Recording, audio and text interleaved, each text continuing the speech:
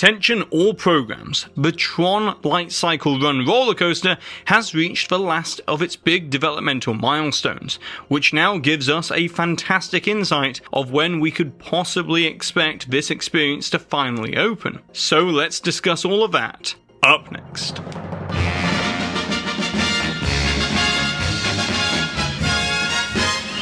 Hi there Waltoneers, I'm Jack and this is DSY Newscast, and if you're new to the channel then be sure to go and subscribe down below. As you see today we have some major updates since the last time I covered this topic. So with that being said, let's get straight into it. As since July of 2017, when the Tron Light Cycle Run roller coaster was announced to be coming to Walt Disney World, we've all been on this long, arduous journey of tracking the various developments for this project here on the channel. From permit filings, track layouts and construction updates, to even being fortunate enough to be on site for some critical milestones as well, such as the installation of the first pieces of roller coaster track in May of 2019, to the completion of the thermoplastic polymer canopy surface in April. And this week I was lucky enough again to be in the right place at the right time to capture one of the last major milestones for this project, with this long-awaited first glimpse at the fully illuminated Tron canopy at night within the Magic Kingdom. And I can tell you firsthand that despite my best efforts, these photos and videos do not do it justice,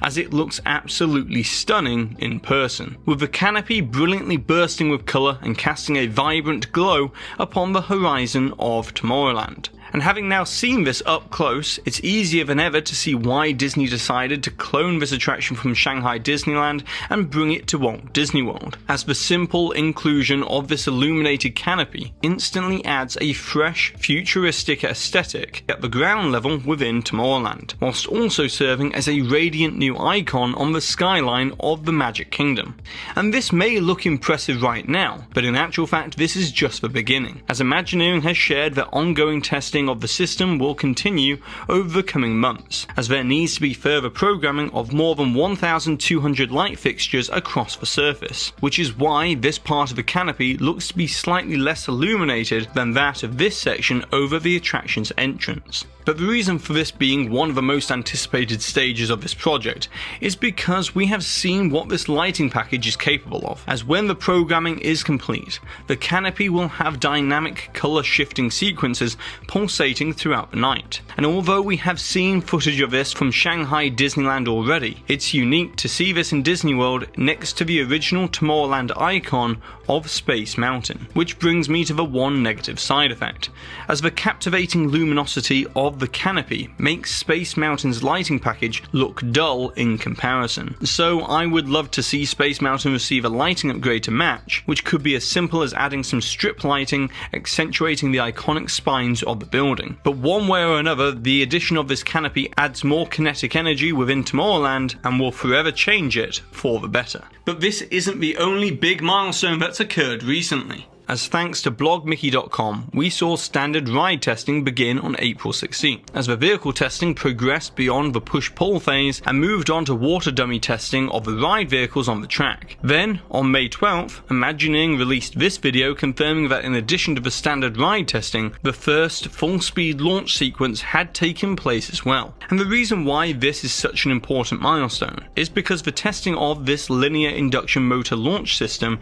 is one of the most complicated stages of the entire test phase for this roller coaster. And so now that it's completed successfully, it means that Imagineering can progress on schedule to the in-person test ride phase relatively soon. But if you're wondering why the canopy lighting package came after the full speed launch testing, well that's because it needs to be programmed to be in synchronization with the roller coaster train. As in story terms, the canopy is formally known as the upload conduit, which is supposedly how us, the guests, as users, will then climb aboard our light cycles and then launch through the upload conduit and enter the grid to become programs, competing within the digital frontier and hopefully avoid getting to rest. So now that these extremely important developmental milestones have now been reached, it poses the question on all of our minds of when will this attraction finally open? And well, the short answer is that we don't have the official opening date as of yet, but what we do have is a good idea of the time frame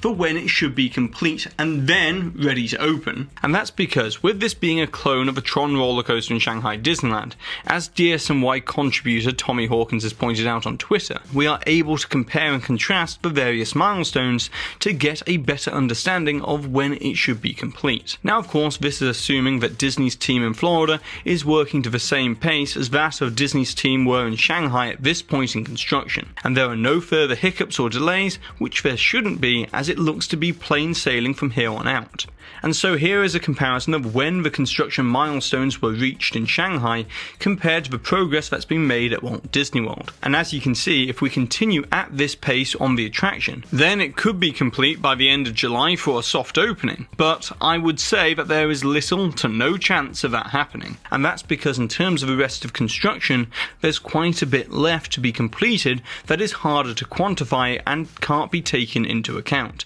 As over in Shanghai, for example, they were not having to also complete work on the rerouting of a railroad throughout the construction site. Although, it does seem that good progress has been made on the Walt Disney World Railroad, with the roof panelling almost complete for the enclosed tunnel, which will allow the train to traverse the area without ruining Tron's futuristic aesthetic or the integrity of the turn-of-a-century locomotive. However, we're still yet to see the sleepers embedded in place and the tracks installed, but that shouldn't take too long once they begin on this area. Then elsewhere within the construction site is a matter of hardscaping and cosmetic cleanup, as we can see that there will need to be a concrete pour for the surface area leading up to the swooping entrance and exit ramp. Then this area to the left hand side of the ramp will be a walkway that goes under the ramp and will connect Tomorrowland to Fantasyland once again. And then over nearby the Tomorrowland Light and Power shop, we can see that modifications are ongoing to the building to remove the pillars